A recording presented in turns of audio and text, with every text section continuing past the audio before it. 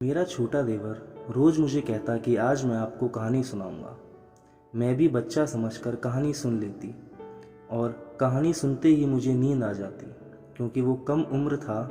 लेकिन हैरत की बात यह थी कि अगले दिन सास मुझे मारने लगती कि तुम मेरे मासूम बच्चे का फ़ायदा उठा रही हो। मुझे बड़ी हैरत होती कि वो तो सिर्फ मुझे कहानी सुनाता है। एक रात ऐसा हुआ, मैंने सोने का नाटक किया और कहानी ना सुनी। अभी लेटे हुए 10 मिनट ही हुए थे कि मेरे होश उड़ गए। दोस्तों, वीडियो में आगे बढ़ने से पहले प्लीज़ चैनल को सब्सक्राइब कर दीजिए ना प्लीज़। मेरा नाम निधि है। मैं एक पढ़े लिखे घर में पैदा हुई थी। मेरे पापा यूनिवर्सिटी में फिजिक्स के प्रोफेसर थे और मेरी मम्मी रिटायर्ड गवर्नमेंट टीचर थी। हम दो ही बहनें थीं। मैं बड़ी थी और मुझसे छोटी का नाम इंदु था। मैं यूनिवर्सिटी की स्टूडेंट थी, रोज़ पापा के साथ यूनिवर्सिटी आया जाया करती थी, जबकि इंदु भी कॉलेज में पढ़ रही थी और हमारा कोई भाई नहीं था। लेकिन मेरे पापा ने फिर भी हम में कोई फ़र्क न रखा था और कभी इस बात का एहसास भी ना होने दिया कि वो दो बेटियां बोझ होती हैं। आस पड़ोस और रिश्तेदार की तरफ से हमेशा हमें इस बात का ताना मिलता था। मेरे पापा कई बार मेरे चाचू लोगों ने कह दिया था कि वो दूसरी शादी कर लें। बेटे के लिए बेटियां तो पराई होती हैं, ब्याह कर दूसरे घर चली जाएंगी तो वो अकेले ही हो जाएंगे। बेहतर है अपने बुढ़ापे का सहारा तलाश कर लें। लेकिन पापा ने कभी उनकी बात नहीं मानी थी और हमें सबसे पहले और सबसे आगे रखा था। मेरे पापा दुनिया के बेस्ट पापा थे। उन्होंने कभी हमें किसी चीज़ की कमी महसूस होने न दी। खानदान में कोई भी लड़की को 12 क्लास से आगे पढ़ने की अनुमति नहीं थी, लेकिन मेरे पापा ने खानदान की बात नहीं मानी और हम बहनों को आगे पढ़ाया था। और इसलिए खानदान का कोई भी इंसान हमें पसंद नहीं करता था। सबके नज़दीक हम दोनों बहनें पढ़ लिख कर बदतमीज हो चुकी थी। जो कोई भी हमारे बारे में जो कुछ भी सोचता था, हमें इससे कोई फ़र्क नहीं पड़ता था, क्योंकि पापा ने हमें यकीन दिलाया था कि हम बहुत बेहतर हैं। किसी की बातें हमारा कुछ नहीं बिगाड़ सकती, क्योंकि हमारे पापा हमारे साथ थे। हमारा छोटा सा घर बिल्कुल स्वर्ग जैसा खुशियाँ और सुकून का घर था।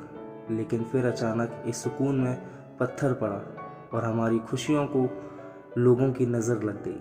आसमान टूटकर हमारे सरों पर आ गिरा था और पैरों तले से जैसे किसी ने ज़मीन खींच ली थी। इतना बड़ा दुख हमने ज़िंदगी में कभी नहीं देखा था, जितना बड़ा हमें मिल चुका था। हम तो पापा के लाड़ प्यार से पाली हुई नाजुक बेटियां थीं और इतने बड़े गम को झेलते झेलते हम परेशान हो गई थीं। एक तूफ़ान था जो हमारे घर से गुजरा और सब कुछ बर्बाद हो गया था। एक तूफ़ान था जो आया और हमारा सुकून और हमारी सारी खुशियाँ बहा कर ले गया था। हुआ कुछ यूँ था कि पापा हर दिन की तरह इस दिन भी अपनी गाड़ी से यूनिवर्सिटी गए थे। मौसम बदलने की वजह से मम्मी ने मुझे जाने से रोक दिया था। मैं छुट्टी की तो इंदु ने भी छुट्टी कर ली थी। दोनों बहनें मिलकर खूब मौज मस्ती करेंगे और अभी पापा को गए मुश्किल से घंटा हुआ था। एक कॉल मेरे मोबाइल पर आई और दूसरी तरफ खबर आई। वो सुनकर मेरे तो होश उड़ गए थे। कोई मुसीबत की घड़ी थी, वही एक घड़ी थी जिसने मेरा रंग आसमानों में उड़ गया। मम्मी और इंदु मुझसे पूछ रही थी कि क्या हुआ है, और मैं सदमे की वजह से अभी तक बुरी हालत में थी। मुझसे अपने पापा को नहीं संभाला जा रहा था। तो जब इंदु और मम्मी को खबर सुनती तो मैं उनको कैसे संभालती।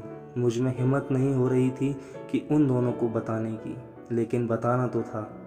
मैंने बहुत मुश्किल से हिम्मत करके मम्मी और इंदु को बताया कि पापा की गाड़ी का एक्सीडेंट हो गया है और पापा का बहुत बुरा हालत है, हॉस्पिटल में एडमिट है। मम्मी ने सुना तो उनकी और इंदु की हालत मुझसे भी बदतर हो गई थी।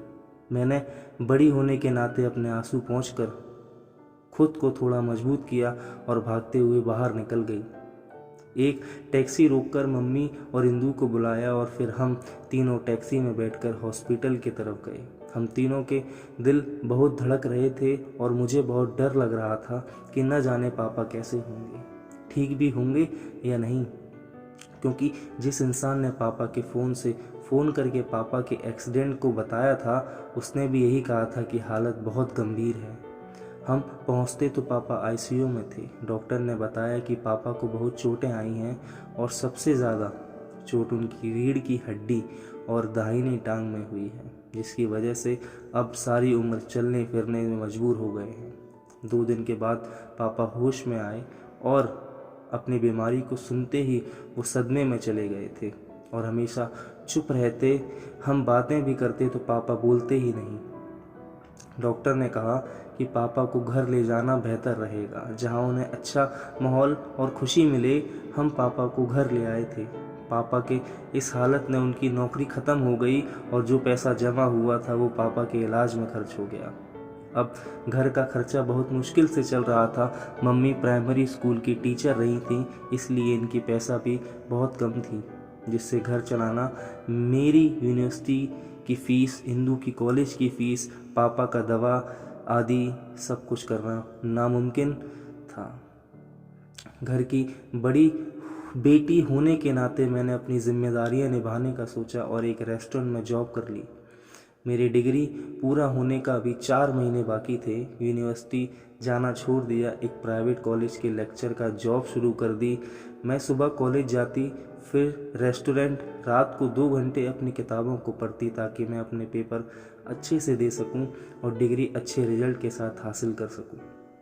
रात को मैं रेस्टोरेंट्स में ही खाना घर लेकर जाती ताकि खर्चे का काबू किया जाए।